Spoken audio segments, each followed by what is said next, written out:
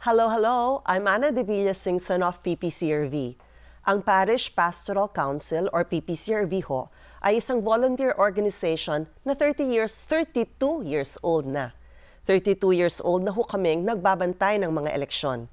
Nakikita niyo ho kami tuwing halalan naka-white at blue na t-shirt. Kami ho ang mga poll watchers. Kami rin ho ang tumutulong sa inyong maghanap ng inyong mga precinct. Maliban doon, since sa 2010, nung naging automated ng elections, kami ho ang nagko-conduct ng unofficial parallel count bilang pamamaraan upang i-audit ang resulta ng eleksyon. Ang hindi lang alam ng mga raming tao ay meron rin kaming laganap na Voters Education Program. Ang aming Voters Education Program ngayon ay tinatawag na Tibok Pinoy. Ano ba ho ang Tibok Pinoy? Ang Tibok Pinoy ay isang values formation program at ang aming panaginip, ang aming nais, ang aming adhikain ay makabuo ng modelong Pilipino, warang Pilipino. But ano ba ang modelong Pilipino? Ano ba ang kaugaliang taglay ng isang modelong Pilipino? Sumaganap ho kami ng isang nationwide survey at ang mamamayang Pilipino na ang sabi na may 6 na taglay na katangian ang isang warang Pilipino. Siya ay dapat maging unang-una, makadiyos, makabayan, matapat, magalang, masipag, matulungin. Dapat lahat yun siya. We're very excited ho to talk to Kim, na 30 years old pa lang ay author na siya ng 11 books. Imagine that, 30 years old pa lang, kumatha na siya ng 11 na libro. Lahat tumutulong sa iba't ibang pamamaraan. We'll be meeting Kim Derla very soon. Excited na ba kayo? Sa pagpili ng liderato, laging tatandaan, dapat nasa kanya lahat ng katangian na maka-Pilipinas, maka-Pilipinas, na maka-Pilipinas. Iboto ang maka-Pilipinas, na maka-Pilipinas. Yeah, malinaw ang pananaw sa makabagong bukas, makatwiran at patas pakisama, at higit sa lahat makadiyos siya dapat. Sa pagpili ng liderato, laging tatandaan, dapat nasa kanya lahat ng katangian ng maka-Pilipinas, maka-Pilipinas, maka-Pilipinas. Iboto ang maka-Pilipinas, maka-Pilipinas. Narito tayo muli at kasama ko dito si Kimberly Kim Derla. Kim, say hello to our guests. Hello, magandang araw sa inyo lahat. Si Kimberly ho ay isang guro sa Mapua. Opo. Pero bago nun, nagturo ka sa grade school ng 5 years, di ba? Ilang taon ka na ba sa Mapua College? Pangalawang taon ko po ngayon sa Mapua. And then 5 years. At sa Mapua, nagtuturo ka ng mga social development, general education subjects, no? But before that, 5 years ka grade school teacher. Now, alam mo, ako hangang-hanga sa teacher, sa guro. Kasi hindi madaling buhay eh, di ba? So, ano ba ang umudyok sa'yo na naging teacher ka, na pinili mo maging guro bilang profession? Salamat po sa tanong. You're welcome. Okay, na-inspire po ako maging guro dahil na-inspire ako sa mga guro ko rin na tumutulong sa mga kaklase ko nung high school ako. Nakita ko kung gaano sila ka-dedicated, nakita ko kung gaano sila kasipag, at gaano sila ka-willing para matuto yung mga estudyante. Kaya sabi ko sa sarili ko noon, darating yung araw na magiging guro din ako. And here you are. Opo, kaya thankful po ako sa lahat na magiging guro rin ako at makakatulong rin ako sa iba, sa mga estudyante, sa pamamagitan ng pagtuturo. That's wonderful. You know, I think hindi lang career ang pagiging teacher. Advocacy. Opo. Kasi nagmo-mold ka, nagbubuo ka ng tao, especially in grade school. Opo. Mahirap pang magturo ng grade school. Opo. Anong challenges ba sa pagtuturo ng grade school? Pinaka-challenging magturo ng grade school kasi pinag-handle po ako ng grade 1 ng almost 5 years din. So, tinuruan ko silang magbasa, tinuruan ko silang magsulat, tinuturuan ko sila sa kanilang formative years. Ayan ang pinakamahirap, no? Opo, kasi kung ano yung matutunan nila sa ganong age, dadalhin na nila yon eventually. Napakalaking responsibilidad. Hindi ka ba Opo. nanenervyos? Hindi naman, kasi gusto ko naman yung pagtuturo, and nakakatuwa na yung mga handle ko ng grade 1 na hindi marunong magbasa noon, eventually nakakabasa na rin sila. Ang laking tulong noon Opo. kasi turuan, no, 'di ba? Ang sinasabi, turuan mo magsulat, turuan mo magbasa, and tinuruan mo na sila for life, 'di ba? You Opo. prepare them for life, 'di ba? Ang ganda ho noon, no? It's a big treasure to be able to teach other children. Nung nagtuturo ka, ano ba yung mga challenges mo bilang grade school teacher? Challenges po talaga is iba-iba yung bata, iba-iba yung estudyante, iba-iba yung pinanggalingang pamilya. Kaya challenging na kailangan ko silang intindihin, kailangan kong alamin kung ano yung pinanggagalingan nila, dahil iba-iba yung dala nilang behavior sa school. Kaya kung ano man yung behavior na yon, kailangan kong pag-aralan, kailangan kong maki-empathize sa kanila bago ko sila turuan. So yun po yung pinakamalaking hamon, yung different backgrounds ng mga estudyante. So parang nagiging individualized program kasi Opo. iba-iba ang pagkatrato sa Opo. bawat estudyante. Meron ka bang naging problem student na sobrang hirap tulungan? Meron po. Matalino naman siya, kaya lang yung naging problema, yung anger management niya. Anger management. Bakit Opo. siya galit? Anong kinarat na ng galit na yon? May time na binato niya yung gamit niya sa school, then Oh, no. accidentally may natamaan. Oh, no. So, Yun anong pala nangyari doon? Ayun po, kinausap din naman namin yung parents, Okay. tapos na-communicate naman. Then may mga interventions din na nangyari. Then, Bakit siya galit? ano po, kailangan niya po kasi ng attention. So, Meron through that siyang, po, anong tawag doon? Kung may attention deficit ka? Opo. Anong tawag? Attention deficit syndrome? Yeah. Hindi naman po siya diagnosed noon, pero dumaan siya sa therapy para ma-deal yung anger management issues niya. So, tinulungan ninyo siya doon? Opo, tinulungan namin siya. And Bahagi then siya yung sa parents din po. intervention na yon. Opo. Napakalaking tulong no? Kasi Opo. kung hindi na naaagapaan yun, anger Opo. management habang bata sila, dala nila yun buong buhay. Totoo po yun. Diba? So, Kaya- naayos ba? Naayos po. Thankful din yung parents kasi maaga pa lang na deal na yung ganong issue and concerns. So, Nakakatakot naman yun pala. Ang napakalaking Opo, responsibilidad. Iba na po kasi yung mga bata these days. What do you mean by that? Mas Although I agree with you. Opo, mas exposed kasi sila sa gadgets, technologies, and it Social affects their media. ways of thinking. Opo. How do you Lalo think na it yung affects games. paano kaya na-affect ang way of thinking nila? Opo, kasi mas naging impatient. In my observation, Naging impatient. Opo. Dapat instant lahat, no? Opo, Kasi dapat sa instant. computer, lahat instant gratification, di ba? Opo. So bilang teacher, paano kayo nag-a-adjust para matulungan ang tao na ang expectation dahil sa social media ay instant at nagiging impatient kung hindi nakukuha kaagad? Anong tulong ang nabibigay para maayos yon? Opo, una, hindi naman namin pinapoint out agad yung isang bata na, hoy, mali ka ganyan. General class pa rin na dinidiscuss namin as a class, as a whole, na dapat we should be patient. Sabi sa Ecclesiastes 3, there's time for everything. Pinapasok pa rin yung mga values. Then, after that po, kino-communicate na po namin sa parents. Mahalaga kasi yung communication sa pagtulong. Kasi kung hindi aware yung parents, tapos kami lang din yung tutulong sa first part, hindi magiging holistic yung pag-form namin sa mga estudyante.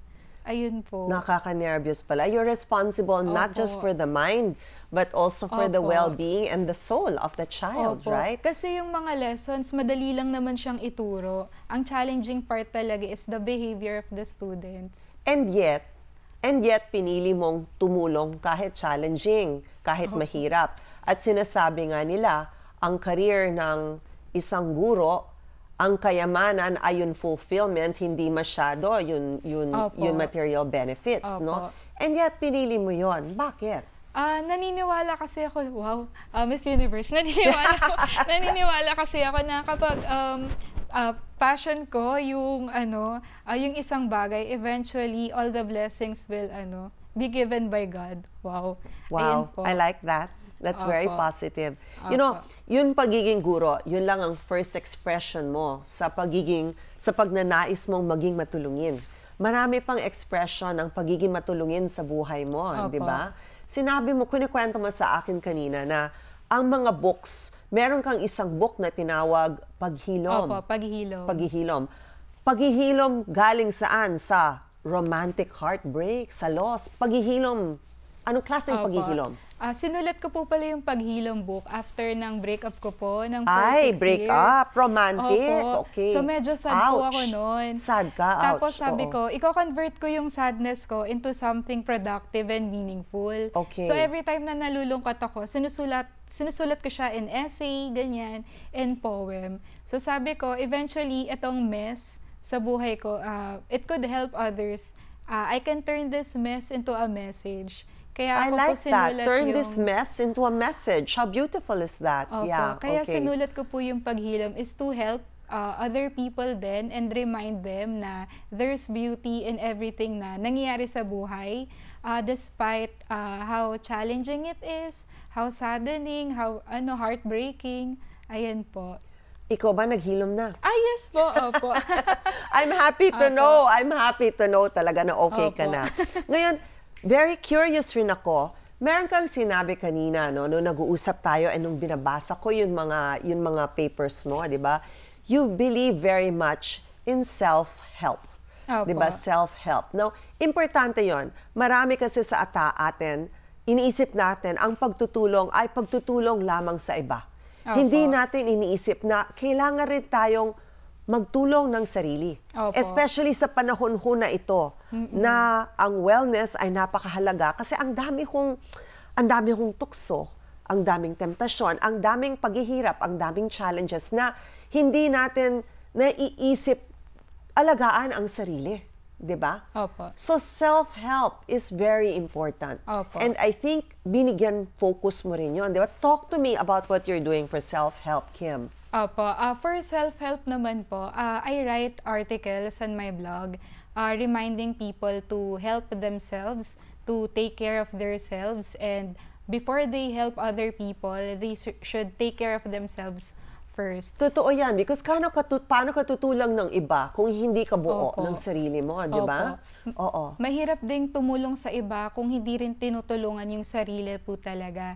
So what I do is I write, and we also extend my help sa mga pagbibigay ng advice sa mga friends ko rin Oh, po. so you're Tita Kim. Ikaw ba Medyo po. ano ka ba, Tita Kim? Opo, medyo ganyan. Ate Kim. Ang bata mo maging Tita Kim. Ate Kim. Okay, Ate Kim. Okay, po mas bagay. Ate Kim po yung tawag nila sa akin sa Diocese of Antipolo. So, pag may mga formations sila na kailangan ng someone na medyo may alam sa self-help, sa self-love, ganun, ako yung tinatawag nila. Okay, Ayun. Ate Kim, ako na ang tatanong. Kung self-love ang pinag-uusapan natin at self-help ang pinag-uusapan natin, ano ang pinakamagaling na payo mo? Anong pinaka-importanting payo na mabibigay mo to help ourselves? Okay, so ang pinaka-importanting payo to help ourselves is there's time po for everything. There is time for everything. Opo. Pag-usapan natin yon. Kasi ako ngayon, wala na akong time eh. Parang 24/7 ang daming ginagawa. So, help me there. How can a person, paano ko tutulungan sarili ko kung kulang na sa panahon? Para tulungan yung sarili. Naging Ate Kim na kita. Okay. Para tulungan yung sarili, kailangan po talagang mag-allocate po talaga ng oras. Para sa sarili? Opo. Wag po tayong magpapaubos. Kasi pag Huwag tayong magpapaubos. Opo. I love that, Kim. Opo. Ate Kim. I love that, Ate Kim. Opo, thank you po.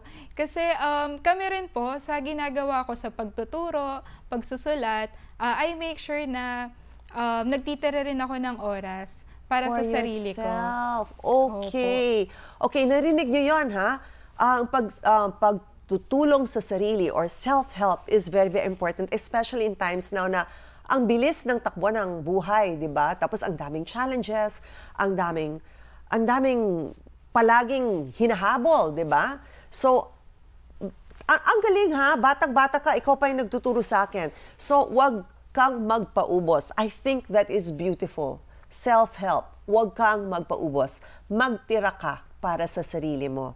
Like, it's wonderful to be helping others. Pero kung puro tulong na lang ng tulong ng iba, walang maiiwan sa'yo. At kung walang maiiwan sa'yo, hindi ka na makakapagtulong ng iba. Opo. I love that. So, ibig sabihin ba yun, Kim, alam mo, ang pinaka-dream ko, kasi sobrang busy ngayon, gusto ko lang magkapanahon para mag-crochet at para magpamasahe. Talaga.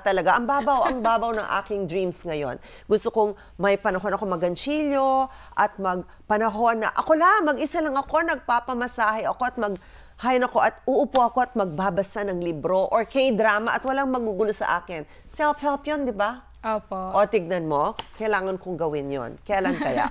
We have to make time. But that's beautiful. So, that's wonderful. I think a lot of people, ang iisip na nila pag pinag-uusapan ng help, ang tulong sa iba.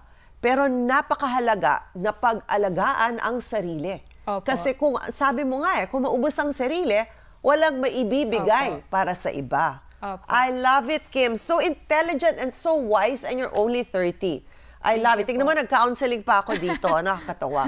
Okay, now, Kim, meron ka ring maraming ginagawa para makatulong, di ba? Like, I think, Kim, meron kang project sa mga street children? Opo. Meron po kaming discipleship ministries. Dito sa Antipolo ito? Sa Taytay Rizal Taytay po. Rizal, okay. Opo. May mga pinupuntahan po kaming pamilya sa sitio namin. Pinipili namin yung poorest of the poor. Okay. Tapos, pinupuntahan namin yung mga batang nakatira doon sa mga bahay na yon. Then, tinuturuan namin sila every Saturday. Oh, anong tinuturo ninyo? Tinuturo po namin yung gospel for that Sunday. Oh, I love it, Opo. Kim. Okay. And then, kumakanta po kami with them, sumasayaw kami with them, tapos kumakain din kami ng merienda with them. And to do that, nagre-raise kami ng fund to help our children. Sino kami? Opo. Sinasabi mo kami. Sino kami, Kim? We're a group po kasi of young individuals in Taytay Rizal. Mga kasama ko po sila sa youth ministry. And nung nakita namin na yung community namin, may mga families na kailangan ng tulong, at least sa mga anak nila, we can help them by educating them din po. Okay, napaka-inspiring ho nitong sinasabi ni Kim. Youth ministry. Yun kayo sa mga paaralan, high school students. Meron mga youth ministry sa inyong mga pamayanan. Pwede kayong mag-volunteer doon. Alam mo, katulad ng sinasabi na Kim, hindi naman kailangan masyadong extravagant or napakalaking Agad. plano or tulong agad. Simpleng bagay, magturo ng iba. Minsan, makipag-usap lang sa iba Opo. para may self-awareness at self-help, di ba? Ay okay na. So, hindi kailangan napakalaking mga proyekto. Maaring mag-start sa mga payak na proyekto na kaya natin bilang high schoolers. Like nung high school ka, meron ka bang mga nagawang nakatulong sa iba bilang high school student? Sa palagi ko, meron naman po. Naglilinis po kami sa streets namin. Sa streets? Opo. Oh my goodness, that's so lang- admirable. Bakit yun ang pinili nyo, maglinis sa streets? Yun po kasi yung pinaka accessible sa amin. Yun yung mas urgent yung need sa community po namin. Kaya ginagawa okay, po I namin. like that. So far, ang dami nang na-exhibit na pagtutulong ni Kim. Pagtutulong sa sarili, important yon. Ang tawag doon ay self-help. Pagtutulong sa pamayanan, naglilinis siya sa kanyang pamayanan nung high school siya. Opo. Wow! Saludo ako, hats off, respect. Respect yon talaga, respect. Kasi mahirap maglinis, especially if you're high school student. Mahirap nga maglinis lang ng kwarto mo, tapos maglinis pa ng street. So, respect talaga.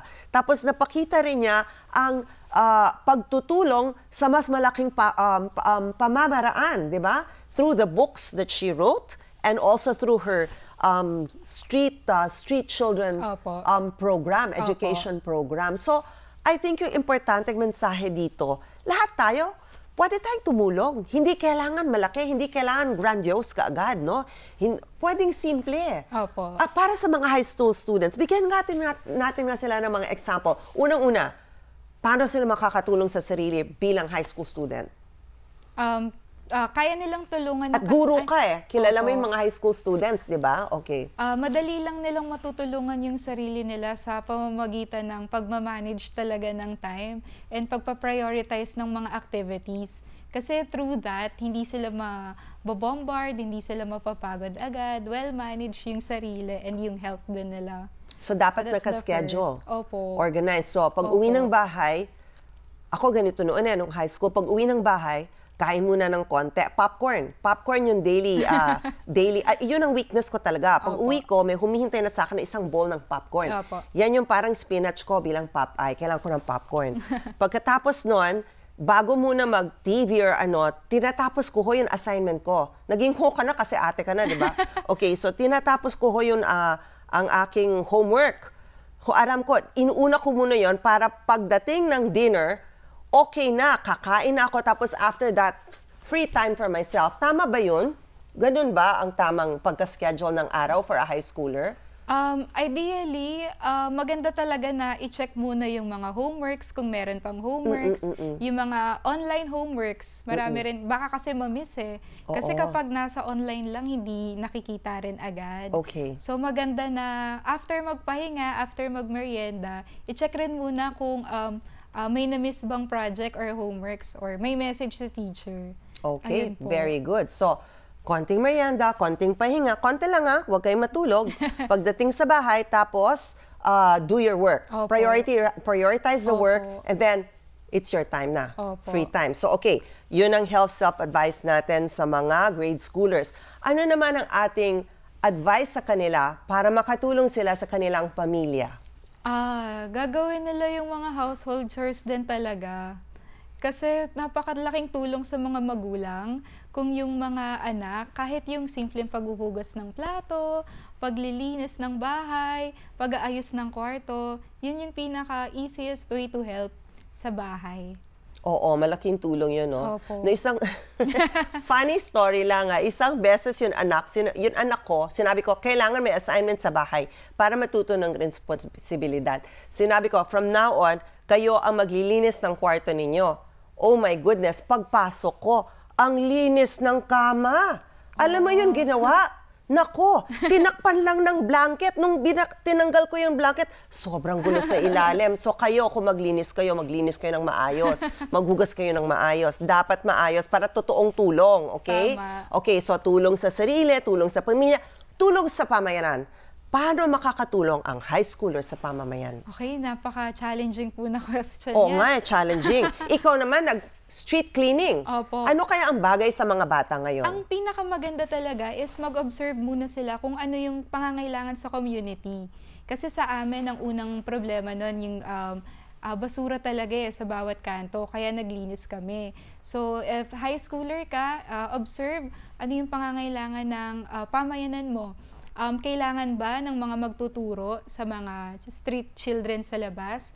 Pwede kang magturo sa kanila. Halimbawa, tulungan mo sila sa homeworks nila, sa assignments nila, sa pagbabasa, ganon. Kayang-kaya mo yon.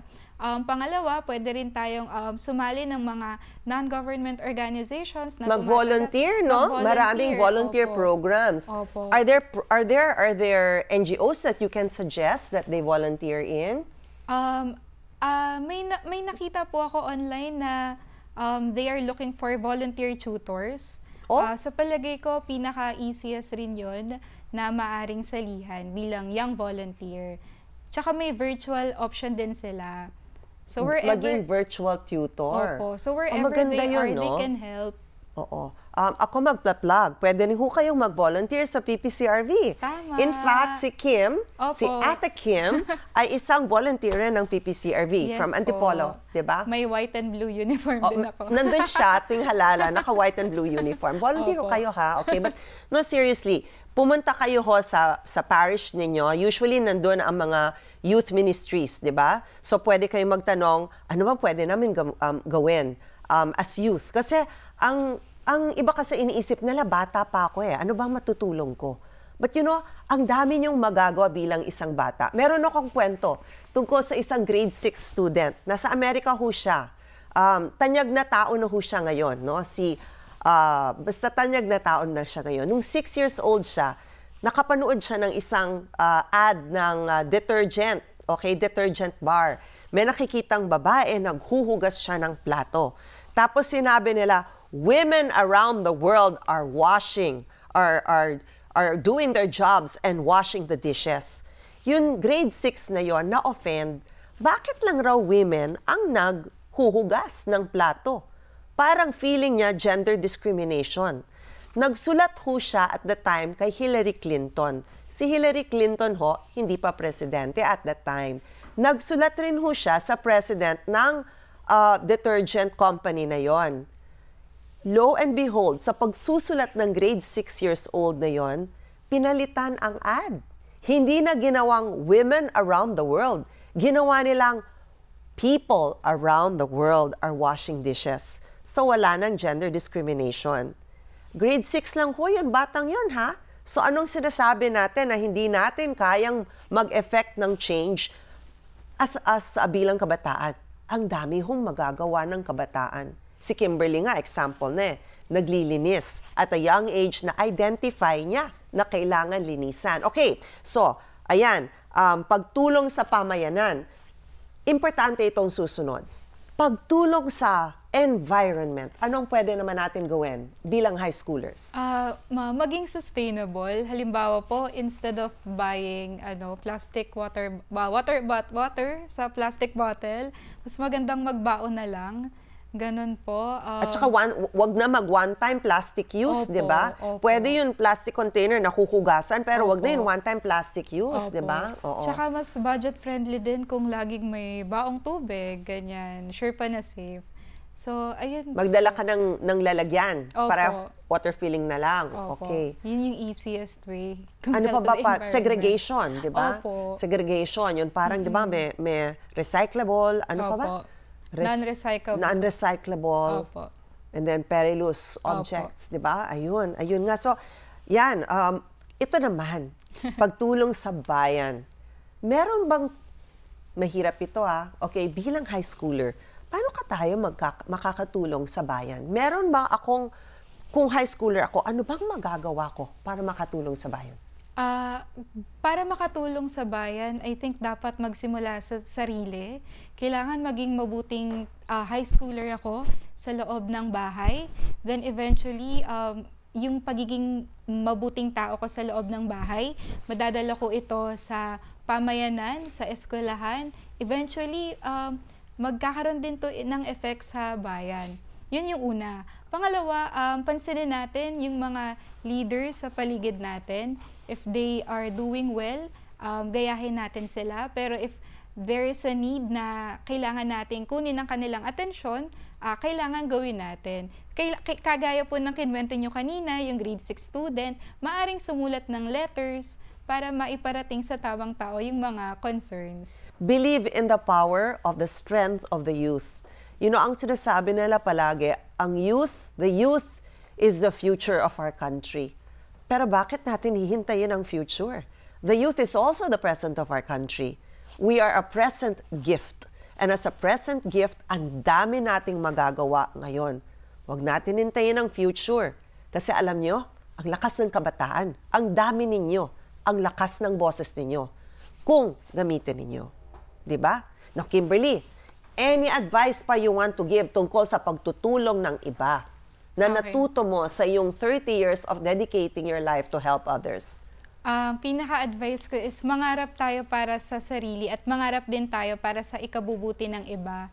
Kasi kapag pinapangarap din natin yung magandang future nila, eventually it will inspire us to be of help to them. Ayun po. Siguro role modeling importante rin, no? Kung ikaw tanungin kita, nung high school ka, sino bang role model mo, Kim? Ang pinaka-role model ko po before, yung mga teachers ko po sa simbahan. Kaya naging guru ka kasi sila yung role models mo. Ang ganda naman nun. Nakitaan ko ng mga magagandang katangian na sabi ko, ay magiging ganyan din ako paglaki ko. Ayan na. Ayan na. At saka mas pa kasi si Kimberly, hindi lang siya teacher. Author rin. Kumata ng 11 libro. Imagine that. At 30 years old, nag-publish na siya ng 11 books. At lahat yon ay books towards helping others, di ba? Opo. Tapos meron siyang street feeding program. Ang dami ho. So ang buhay ni Kim ay, I think, pruweba at saka testimony na lahat tayo, hindi tayo kailangan gumawa ng sobrang laki, sobrang mahal, sobrang sinasabi nila grand. Lahat tayo, through our simple actions, can do something to help people. Kim, last words for our high schoolers about pagiging matulungin. Ang last words ko is, again, tandaan natin na bago tayo rin tumulong sa iba, lagi rin nating isipin na tulungan yung sarili natin. Eventually, mapapabuti yung buhay natin if we know how to balance. Ayun po. Ayan ho. Pagiging matulungin, care of Ate Kim. Ate Kim Derla. Ate ko na siya ngayon kasi binigyan niya ako ng life advice. Now remember, maraming aspekto ho ang pagiging matulungin. Pwede hong tumulong sa iba. In fact, marami tayong tumutulong sa iba. At mabuti yon. Pero binigyan diin ni Kim na kailangan rin ho nating tulungan ang ating sarili. Lalo-lalo na sa panahon na yon na napakabilis, napaka-demanding, di ba? Parang hindi ka na makatubili, hindi mo na alam kung ano uunahin mo kasi ang dami-daming sabay-sabay. Parang nakaka-stress, di ba? Especially for young students. Ang daming homework, ang daming kailangan gawin. Ano bang uunahin ko? Ang sabi ni Kim, wag kang magpaubos. Wag kang magpaubos ng sarili. Unahin mo muna ang sarili mo. At pag ginawa mo yon, ang dami mong energy, ang daming matitira para tulong ng iba. At isang napakahalagang natuto rin natin kay Kim, hindi ho kailangan marangyang plano. Hindi ho kailangang plano na pinaglalagyan at na ginagastusan ng sobrang laki. Magsulat, makipag-usap, maglinis, tumulong sa bahay. Malaking tulong na yun Imagine kung lahat tayo tumutulong sa isa't isa. Di ang ganda, mapayapa, di ba? Sana gano'n na lang. Challenge ko sa iyo, isipin yung bawat araw, sino ba ang matutulungan ko? But don't forget, tulungan rin ang sarili. And thank you so much, Kimberly. I love this session and you're forever Ate Kimberly na to me. Thank you ho para sa iyong pagiging matulungin sa lahat at lalo-lalo na sa pagtutulong sa ating mga high school students na nanonood ngayon. Thank you so much. Thank you po. Thank you. Thank you.